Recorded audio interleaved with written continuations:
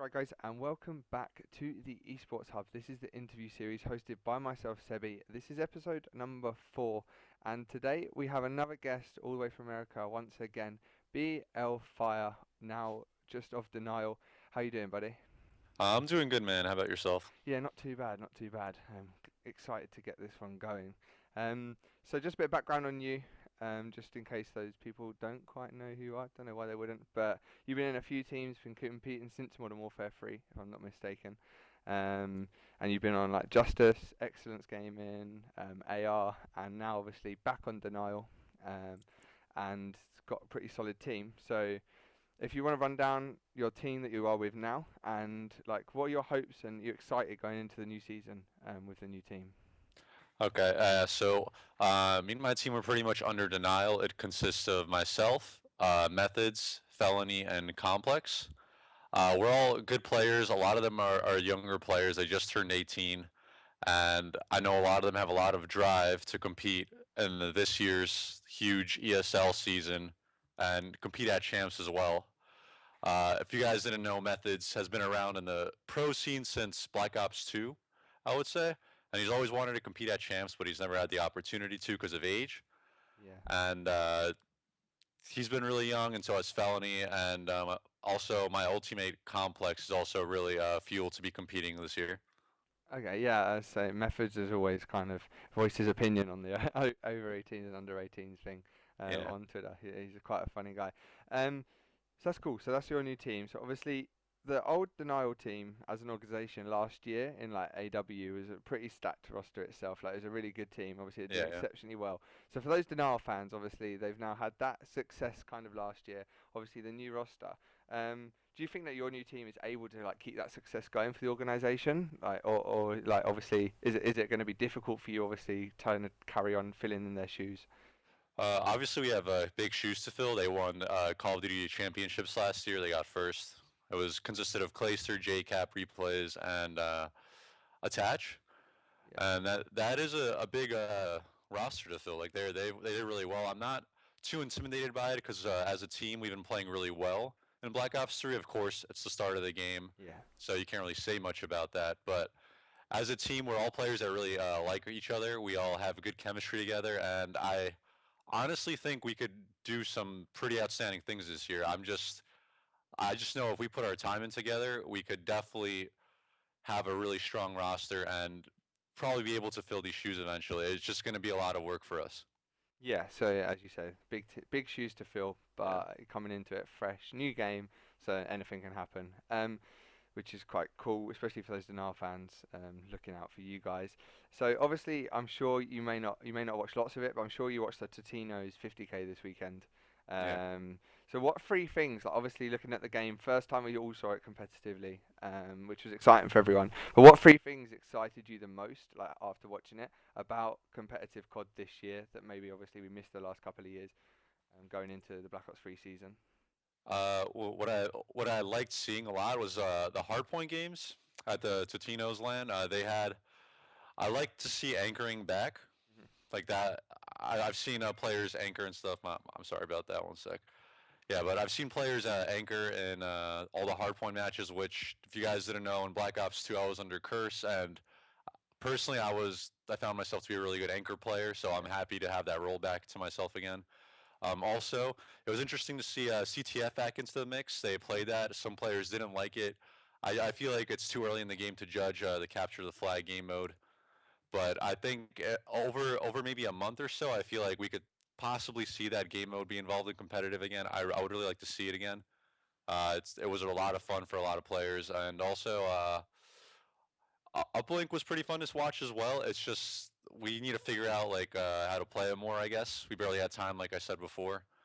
I'm just so far like watching how the game played out. It was exciting. We saw really close hardpoint games. I Yeah. saw TK versus Rise. They had a 250 to 249 point game. That's Came insane. down to the wire last second. I was like over here like heart beating. It was a crazy matchup. It was a crazy game for like viewers to watch. But yeah, this game has a lot of potential, and I'm really excited to see what this year has to bring to us. Yeah, so obviously back to those real anchor battles that we saw back on Black Ops 2.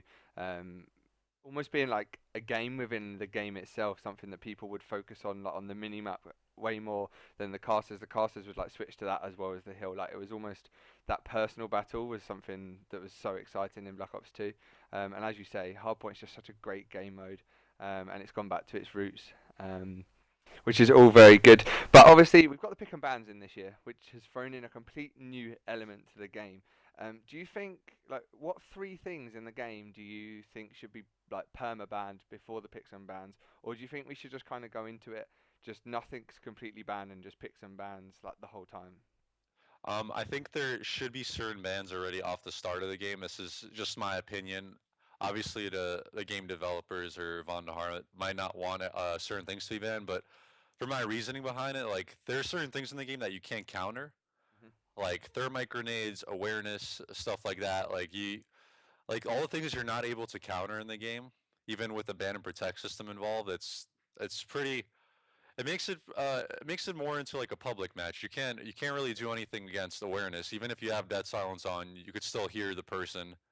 Like no matter what they do, it's just you need some kind of bans already implemented into it to make Okay. it competitive. All right. So obviously, you say you think you do need the bans implemented. What would be like your top three things if you had to Uh, pick three things just to ban out outright?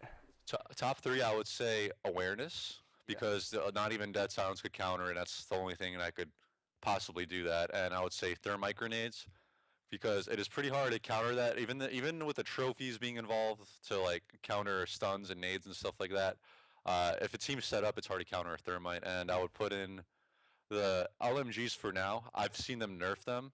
Mhm. So they have been getting weaker, but there's still certain LMGs out there like the Dredge 48 that's pretty strong and has the same mobility as assault rifles and submachine guns, which is pretty unfair. We haven't had that in the other CODs. So usually LMGs have slower mobility. So Yeah. So yeah, it just means people yeah. can anchor, got unlimited ammo almost to just keep Yeah. anchoring those battles. Yeah, obviously score streaks as well. Like, would you say like straight away you probably want to ban out like the UAV, counter UAV care package that kind of takes out that random public element of it as well? Would probably be the other things outside of like guns and perks. You'd probably, Uh, as a pro, would that be something you'd look to say like to ban as well? yeah. For score streaks, of course, there's stuff like UAVs and counter UAVs. Usually, every pro bans it in the. They use it in the bans and protects and just ban that off the start. Yeah. It just pretty much takes up one of our bans or protects. So it'll be more interesting to see us use that in into the actual gameplay of like guns and stuff like that. It'll be a lot more interesting to see that over us banning like pub score streaks like that or counter UAVs. Of course, they take away your mini map, which is pretty difficult and competitive if you don't have your mini map up. You don't know what's going on the map. Of course, a team has to communicate in that sense, but it's just it's not something I guess we're used to. It's something we'd have to try out and see. But from the competitive aspect, I would see all our bans going into these little score streaks and stuff like that, like care packages and stuff. Yeah, okay. So obviously you've had the game, you've been playing competitive now in the game, probably after the first day for almost a week now. What? Obviously your team. What are your now like three go-to bans and protects? Like what have you kind of worked out like straight away? Obviously you've mentioned there's the certain things you obviously guarantee ban. Take them aside, so take thermite and that aside. What would be your three like guns or three things that you obviously want to ban or protect necessarily like straight off the rip? Uh, Certain things I would like to ban or protect. If I'm competing against any kind of team, I would like to protect one of my assault rifles. I possibly when I play against certain teams, they might want to ban my one of my ARs because they might be annoyed by me running that, and Yeah. they might want me to use a submachine gun, let's say. So I would definitely protect one of my assault rifles. I really enjoy using maybe an M8. And for bans and stuff, I would probably ban the Vesper, just because it is annoying as an AR player running into Vespers. It's pretty. I would say it's the strongest submachine gun in the game right now, just because judging it off the fire rate, it's similar to the Scorpion in Black Ops 2. And as my third ban, I would possibly do. Uh, if it was a hardpoint game, I would ban the LCAR 9 as a secondary, Okay. because Yeah. it does overpower a lot of guns in the game as well. Okay, interesting. So then moving on, then we've got some Twitter questions from a couple of people in the community. So I've got one from Talk Esport Cod. You kind of touched on it in the first question, but with the announcements of the World League, like what is your team's mentality going into Black Ops 3? Our mentality in this game is to obviously be better than most teams. We're trying to set a standard for ourselves where we don't losing is not an option for us. We have to qualify for this World League. We're set at a high bar, and many of us on this roster have qualified for many seasons in a row. Yeah. I've qualified into seasons since Ghosts toward the end of Advanced Warfare. I've qualified into every pro season. So we're setting ourselves a high standard that we have to qualify. If you're not in this World League, it's pretty hard to be competing. So our standards are pretty high. We're definitely not trying to have any kinds of losses in our scrims. Of course, if we do, we're going to learn off of them and stuff. But we're pretty much trying to give ourselves a really high work ethic in competing. So we're definitely taking it like definitely a higher step than what we have in the past. Okay, cool. No worries. And then just this last one from Twitter would be from and I think it's Miles or MZLESS. Anyway, he says, what Call of Duty would you personally say you have been the best at, like your own personal?